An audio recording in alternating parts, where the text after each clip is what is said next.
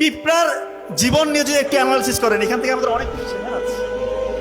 আল্লাহ তাআলা কিন্তু পবিত্র কোরআনে পিঁপড়া দিয়ে একটা সূরাই দিয়েছে, সম্ভবত 27 নম্বর সূরা আর নামল। এমনি এমনি কিন্তু দেয়নি। পিঁপড়ারা যখন চলে আপনি দেখবেন ওরা কিন্তু এক লাইনে চলে, শৃঙ্খল, এবং তাদেরকে কাজ কিন্তু আলাদা করে ভাগ করে দেওয়া আছে। কে কোন কাজ করে ভাগ করে দেওয়া আছে। একটা গ্রুপকে দেওয়া হয় রানীকে হেফাজতে রাখতে হবে, একটা গ্রুপ খাবার সংগ্রহে যাও, আর একটা গ্রুপ থাকবে সে রাজ্য পাহারা দিবে।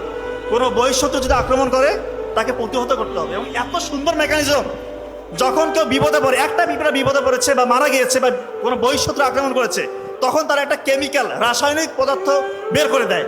ওই সিগন্যাল তখন অন্য পিঁপড়ারা বুঝতে পারে, তখন সবাই ওই জায়গায় চলে আসে। সবাই একসাথে ঝাঁপিয়ে পড়ে। যে খাবার সংগ্রহে গিয়েছিল সেও চলে আসে, যে রানীর হেফাজত ছিল সেও চলে আসে। প্রথমে শত্রুর মোকাবেলা করতে হবে। কি চমৎকার সিস্টেম, চিন্তা করেন। আমাদের সমাজে আজকে এটা আছে। সমাজে কেউ বিপদে পড়লে আমরা এগিয়ে যাচ্ছি না, আমাদের মধ্যে ইউনিটি নাই। স্পেশালি তো মুসলিমদের মধ্যে ইউনিটি নাই। মুসলিমদেরকে ভাগ করে দেওয়া হয়েছে।